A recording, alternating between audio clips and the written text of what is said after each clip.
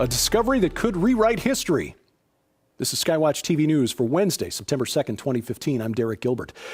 A fragment of the Koran in the collection at the University of Birmingham in England may predate the Prophet Muhammad. Scholars there have carbon dated this fragment of the Koran to between 568 and 645 AD. Now, Muhammad lived between about 570 and 632. Muslims believe the Quran are the words of Allah that were transmitted to Muhammad by the angel Gabriel. The revelation began December 22nd in the year 609, continued through Muhammad's death in 632. Now, Muhammad didn't write the Quran himself. In fact, it's believed that Muhammad was illiterate. It was a collection that was put together at the direction of the first caliph, Abu Bakr, who took over when Muhammad died, asked that his sayings be collected into a single book in the year 632. But it wasn't compiled into final form until about 650 under the third caliph, Uthman. So if the carbon dating of this fragment is accurate, the question is this: did Muhammad or his followers plagiarize an existing document for their own political or religious purposes? Did they take a text already in existence and use it for their own agenda? Now, what does this mean for the geopolitical situation in the world, specifically the Middle East? Probably not a thing. Most followers of Islam won't hear this news. Those who do probably won't believe it. In fact, Muslim scholars have already rejected the idea that this calls the authorship of the Quran into question, suggesting instead that what this proves is that the Quran has been preserved accurately from Muhammad's day to today. But the truth is that lack of evidence has never been a reliable deterrent to intelligent people accepting a lie. And not to be cruel, but here in America, the Church of Latter-day Saints, Scientology, the New Age movement, all based on history that cannot be documented, or in fact, some cases been actually contradicted by archaeological discoveries.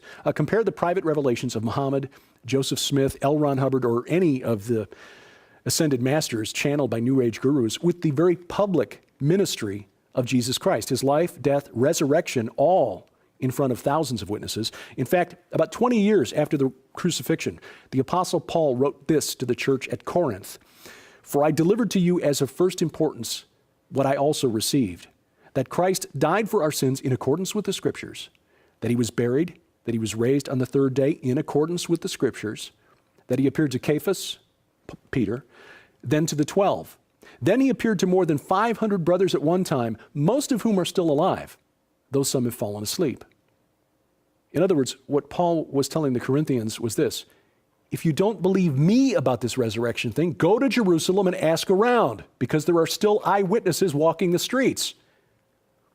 You see, our faith is one based on history, and this is something we need to teach our children and our grandchildren so their faith is not shaken when they encounter skeptics. In the news, Russia jumps into the fray in Syria with both feet. An Air Force unit being deployed to an air base still controlled by the Assad regime near Damascus. Russian fighter jets and attack helicopters expected to launch strikes against the Islamic State within the next few days. Apparently, a series of negotiations between Russia and Iran and the United States and Iran have been ongoing, trying to come up with a stronger response to the Islamic State. See, the Russians have their own problems with Islamic militants, specifically in the Caucasus Mountains, Chechnya, North Ossetia, Georgia. They don't want it spreading any further north. And remember, we reported just a few weeks ago that Chechen rebels, Muslim militants, have showed up in Ukraine, fighting alongside Ukrainian government forces against Russian-backed rebels. It's a tangled web there. And the presence of the Russian Air Force over the skies of Syria just makes it more complicated for the air forces of the United States, Turkey, and Israel. And speaking of Russia, the Kremlin is getting more vocal in claiming sovereignty over the Arctic. They've submitted a new claim last month under the United Nations Law of the Sea Treaty, which the U.S. has yet to ratify. They staged military exercises there and created a new Arctic brigade. President Obama is wrapping up a tour of Alaska, mainly focused on climate change, but is it? Russia, the United States, Canada, Denmark, other Arctic nations are jockeying for position for what is believed to be an immense wealth of natural resources under the ice, which it is believed by those who believe in climate change is melting.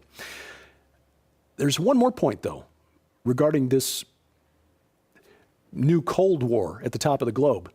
In Ezekiel 38, Gog of Magog leads a coalition against Israel from the uttermost parts of the north.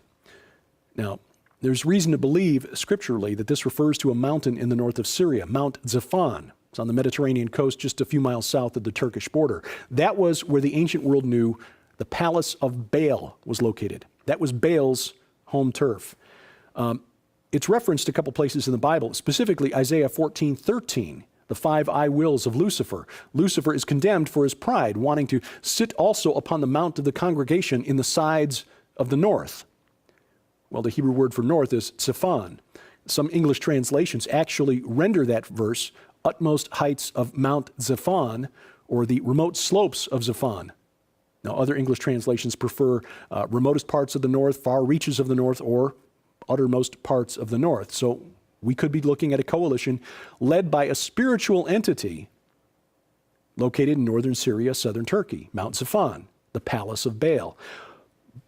In fact, there was a clue in the book of Exodus when the Israelites were about to cross the Red Sea, and Yahweh told Moses to turn around. And the Israelites turned around, headed back toward the Egyptian army that was chasing them.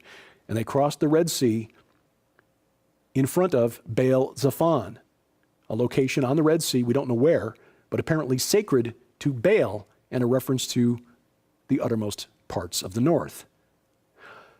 But, and this is speculation on my part, what if uttermost parts of the north actually means what we in English would understand it to mean, the uttermost parts of the north, the Arctic Circle?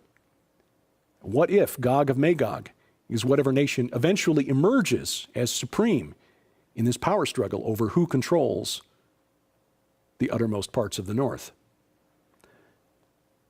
Another deadly blast in China, an explosion last night in the industrial zone of the city of Dongying. This is in the eastern province of Shandong. It comes just 3 weeks after a series of explosions at a chemical warehouse there killed 158 people. Here at home, the University of Tennessee wants to change pronouns to be more welcoming and inclusive. A memo sent out to the staff at Tennessee by a gay rights official at the university says we should lose the pronouns he, she, him, and her, replace them with je, je, jem, and jir. Now, critics have blasted the recommendations as absurd, and a university official has said that no one will be forced to use the new gender-inclusive pronouns. But watch for more of this. The war on gender is just one more aspect of the enemy's desire to deconstruct God's original design for creation. And sadly, we're living at a time and in a place where being inclusive means being so open-minded that your brain falls out. After a brief surge at the end of last week, stocks have trended down to open the week. New York Stock Exchange, in fact, invoked Rule 48 Tuesday morning. That means that they withheld price indicators in advance of the opening bell. The intent is to allow the market to open more smoothly. If traders are spooked and they've stacked up a lot of sell orders before the opening bell, computers can't keep up with the orders as fast as they're coming in. In other words, it's a way to try to calm the waters. But of course, the traders all know what that rule means. So again, stocks down about 2.5% as of Tuesday afternoon. And it appears in the wake of what's happening on the markets and in the global economy that our monthly series of programs for National Preparedness Month couldn't come at a better time. Last night's program with Josh Tolley on the need for an entrepreneurial mindset is a case in point. If you missed it, you can catch it on our Roku channel today. Or on our YouTube channel, which, by the way, is a good way to keep up with the videos that we post, the programs that we produce here at SkyWatch TV. They all get posted to YouTube. And if you go to our YouTube channel, you see the address here on the screen, and hit the subscribe button. Every time we post a new program to our YouTube archive, you get an email, so you never miss a program from SkyWatch TV. September is, in fact, a busy month. Besides the preparedness programs, we've got 6 guests arriving here in the Ozarks to record future programs for SkyWatch TV. And in October, we continue the pace as Tom Horn goes on the road. He'll be a featured speaker at Chuck Missler's 10th Annual Strategic Perspectives Conference in Coeur d'Alene, Idaho. That's October 23rd through 25th. Gary Stearman will also be there as a featured speaker, as well as Joel Richardson talking about the Islamic Antichrist, Bob Cornuke, the Base Institute, talking about the location of the Third Temple. Joseph Farah, Bob McGinnis, who you'll see in upcoming episodes of SkyWatch TV, talking about the threat from radical Islam. Details are online at koinoniainstitute.org. And we'll confirm this later, but there are rumors that SkyWatch TV may be traveling to Idaho for the conference as well. Registration for the 2016 Rocky Mountain International Prophecy Conference opens just over a month from now. That's July 15th through the 17th, 2016 in Colorado Springs, Colorado. More details and registration, which will open October 13th. But you find the registration page and more information at prophecywatchers.com. During the month of September, National Preparedness Month, for your gift of $25 or more, we'd like you to have the ultimate Women's and College Students Deluxe Safety Kit, talking about being prepared to protect yourself against the unexpected at a very personal level. It's a new self-protection book for women, a personal alarm system, pepper spray to stop an attacker in his tracks, a rape or attacker whistle, and all of this packed in a rugged military design handbag. That's our gift to you during the month of September for your gift of $25 or more. And instructions on how you can donate are posted at skywatchtv.com. Comments, questions, and suggestions are always welcome. Please send those to dgilbert@skywatchtv.com. And thank you for watching. As we keep watch, I'm Derek Gilbert, and this is SkyWatch TV.